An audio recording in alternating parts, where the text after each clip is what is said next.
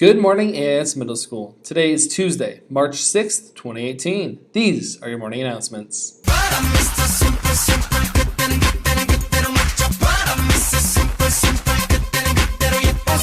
Welcome back, middle schoolers. Today is a day 2. It is also Dentist Day. What do we got? Root canal, and by the looks of those x-rays, it's not going to be pretty. Rubber damage clamp installed? Yep. What did he use to open? Gator Glidden drill. He seems to be favoring that one lately. I can't see, Flo. So remember to have good oral hygiene and get those teeth checked as soon as possible by your favorite local dentist. Dentist Day. Think about it. March has some new power words for all of you to know. In grade 6, our power words are construct and interpret.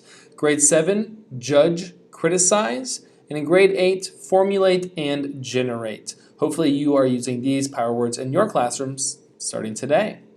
We have to remind you of a few things to remember on your buses.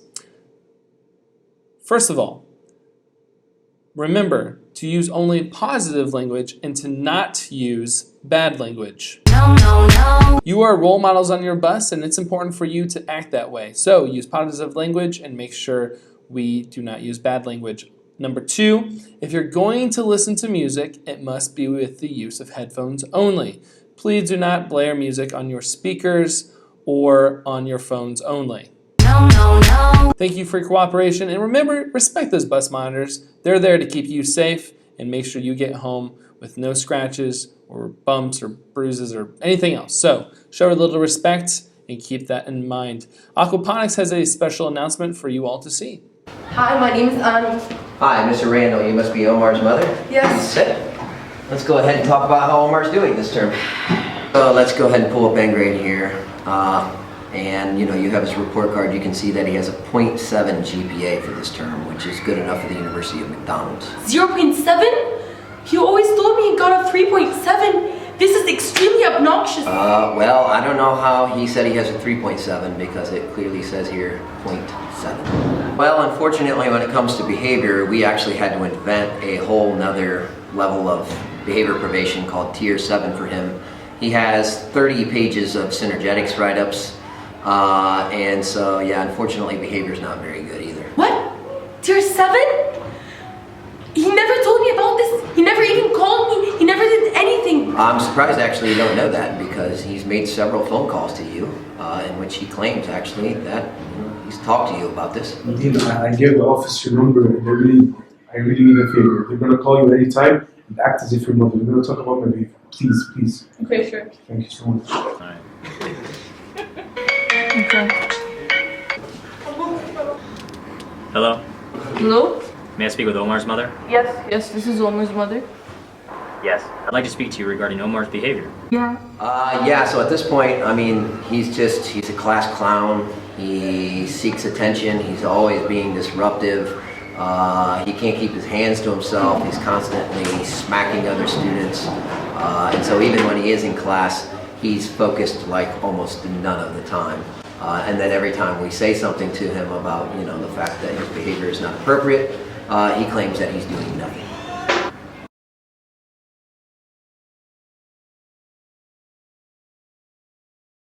Hold on!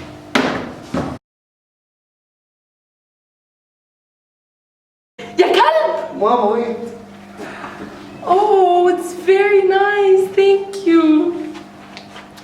Are you having issues on Parent-Teacher Conference Day? Well, before Mom and Dad hit you with the ship, I might just have the solution for you. These lovely, beautiful, hand-painted vases with roses just might save your day. So look for them on Parent-Teacher Conference Day and purchase them from Mr. Randall's stand. We want to say a big congratulations to our teachers from the Teachers versus Students soccer match. The teachers won in that game and the students lost, despite some bold predictions that happened last week. But I want you to know that I was wrong. I know. I just want to say that I was wrong. I know. Oh, I want you to know that I was wrong. I know. Man, those are great. I'm glad I saved those on my computer.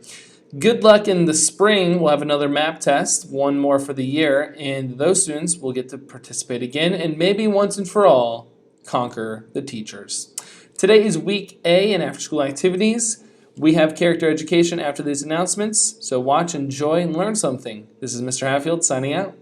Of the 7 billion people on Earth, roughly 6 billion own a cell phone, which is pretty shocking given that only 4.5 billion have access to a working toilet.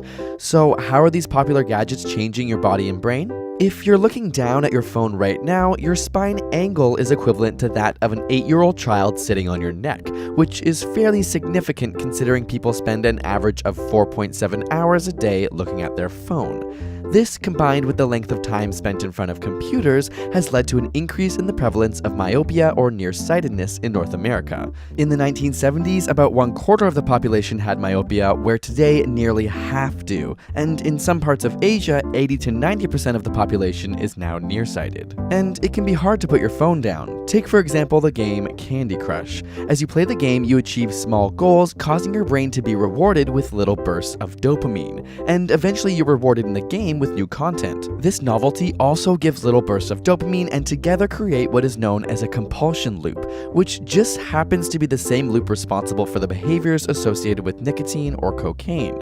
Our brains are hardwired to make us novelty seeking, and this is why apps on our phones are designed to constantly provide us with new content, making them hard to put down. As a result, 93% of young people aged 18 to 29 report using their smartphone as a tool to avoid boredom, as opposed to other activities like reading a book or engaging with people around them. This has created a new term, nomophobia, the fear or anxiety of being without your phone. We also see a change in brain patterns. Alpha rhythms are commonly associated with wakeful relaxation, like when your mind wanders off, whereas gamma waves are associated with conscious attentiveness. And experiments have shown that when a cell phone is transmitting, say during a phone call, the power of these alpha waves is significantly boosted, meaning phone transmissions can literally change the way your brain functions. Your smartphone can also disrupt your sleep. The screen emits a blue light which has been shown to alter our circadian rhythms, diminishing the time spent in deep sleep, which is linked to the development of diabetes, cancer, and obesity.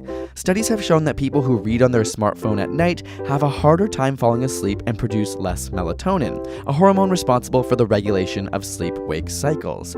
Harvard Medical School advises the last 2 to 3 hours before bed be technology-free, so pick up a book before bed instead. Of course, smartphones also completely change our ability to access information, most notably in poor and minority populations.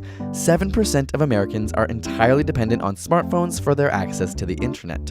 A 2014 study found that the majority of smartphone owners use their phone for online banking, to look up medical information, and searching for jobs. So while phones are in no way exclusively bad and have been part of a positive change in the world, there's no denying that they are changing us.